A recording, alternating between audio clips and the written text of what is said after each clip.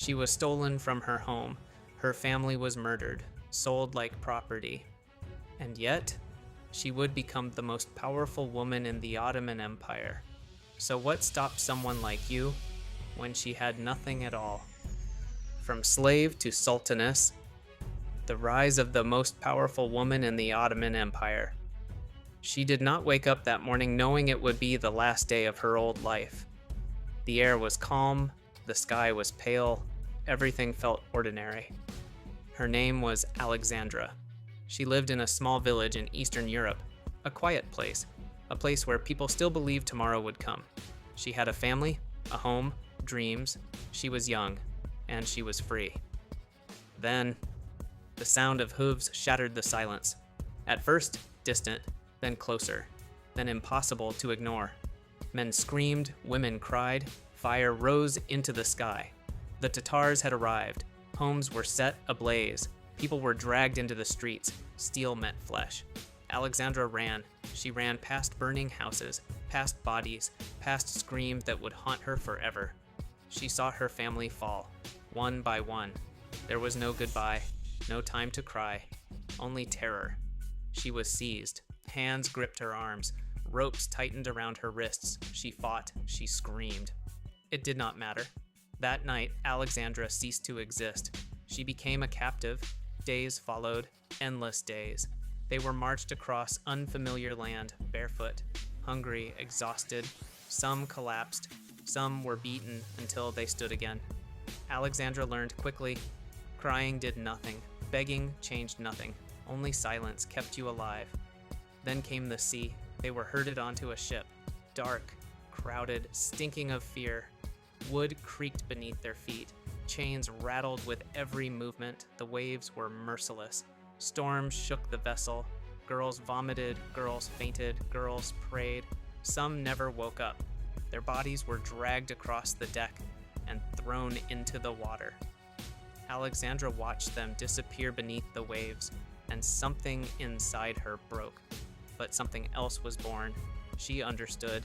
If she wanted to live, she would have to become someone else. Days later, the ship arrived in Istanbul. The city rose before her like a vision. Golden domes, endless walls, minarets piercing the sky, the heart of an empire. But she did not enter as a visitor. She did not enter as a guest. She was sold. Alexandra was taken through massive gates, into the imperial palace, into the harem, a place whispered about in fear and desire. Inside, the rules were brutal. Obedience, silence, competition. Hundreds of women lived there, all watched, all judged, all replaceable. Most would never be noticed. Most would live and die without names. Alexandra saw it immediately. This was not a place for weakness. She learned the language, she memorized customs, she studied faces, she listened more than she spoke. She smiled when necessary. She stayed quiet when danger passed nearby. Slowly, she adapted. Soon she was given a new name. Hürrem. The joyful one. She laughed. She smiled. She appeared carefree. But behind that joy, there was calculation. One day, she was summoned to meet the Sultan, Süleyman, the ruler of the Ottoman Empire, a man whose word meant life or death, a man feared across continents. Women bowed, lowered their eyes, waited to be dismissed.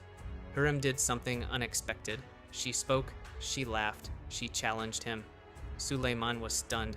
No one had ever spoken to him like this. Not a slave, not a concubine. He was intrigued, then fascinated, then consumed. Against all tradition, he returned to her, again and again. Whispers spread, jealousy grew, enemies formed. This was dangerous. Concubines were never meant to be loved, but Süleyman broke the rules. He freed her, and then he married her. A slave became his wife. The palace shook. Never before had this happened. Hürrem was no longer surviving. She was rising. But power never comes without a price. But Hürrem's greatest battles did not begin with her rise. They began after it. Because inside the palace, power was never forgiven. It was only tolerated until it could be destroyed. The moment Hürrem became the Sultan's wife, the balance inside the harem collapsed. Tradition was broken. Order was shattered. Women who had waited their entire lives for favor watched it vanish overnight, and they hated her for it. Whispers followed her through corridors. Eyes watched from behind curtains. Smiles hid threats. The harem was no longer a home. It was a battlefield. Hürrem understood the danger immediately. Love had elevated her, but love would not keep her alive. Only intelligence would. She began to learn the deeper rules of the palace, rules that were never spoken aloud. Who controlled information, who controlled access, who controlled fear. She learned which words reached the Sultan and which ones were buried. She learned that silence could be more powerful than speech, that patience could destroy faster than anger. Slowly, carefully, she positioned herself. Hürrem began to involve herself in matters no woman before her had touched. State affairs, diplomacy, foreign correspondence. She read letters from kings. She listened to discussions of war. She understood alliances. Suleiman trusted her more than anyone else. And trust was the most dangerous weapon of all. Foreign ambassadors noticed. They wrote home about her influence. They warned their rulers. Some called her brilliant. Others called her dangerous. Inside the palace, her enemies grew restless. The greatest threat was succession. Every prince represented the future of the empire, and every future required blood. Hürrem knew the truth that no one dared to speak. In the Ottoman world, only one son could survive. Every mother understood this. Every woman feared it. Hürrem bore sons, and with every birth, tension tightened like a blade at her throat. Rival mothers plotted, allies shifted, rumors spread like poison. Hürrem lost children. Each loss tore something from her that never healed. But grief could not be shown. Weakness could not be displayed.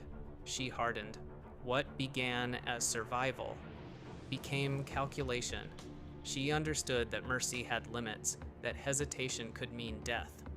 Her enemies accused her of manipulation, of cruelty, of ambition without restraint, but none of them remembered. She had been taught cruelty long before the palace. She had learned it the night her village burned. As years passed, Hürrem's power extended beyond the harem.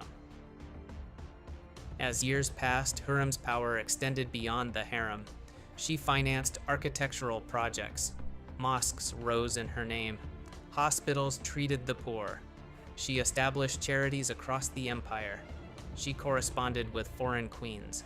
Her influence was no longer hidden. It was undeniable. But power always demands payment. Her health began to fail. Illness weakened her body. Pain followed her every step. Yet even then, she did not retreat. She continued to advise Suleiman, continued to protect her children, continued to shape the empire. By the time death approached, Hürrem had done something no one thought possible. She had changed the rules. Never again would a woman of the harem be considered powerless. Never again would a concubine be dismissed as insignificant. She had carved her place into history. When Hürrem died, the palace fell silent. Enemies breathed easier. But fear remained, because her legacy could not be erased. She was buried not as a slave, not as a captive, not as a concubine, but as a sultaness. And long after her death, the empire continued to live by the rules she had rewritten. So ask yourself, was Hürrem ruthless? Or was she forged by ruthlessness? Was she manipulative? Or simply intelligent in a world designed to destroy her? Her story is not a fairy tale. It is not a romance. It is a warning, a lesson, a reminder that power does not belong to the strong, but to those who survive long enough to claim it. If you reach this moment, you already understand something most never will. History is not written by heroes, it is written by survivors. Subscribe to the channel. Like this video. and comment below which Ottoman secret you want uncovered next, because this story does not end here.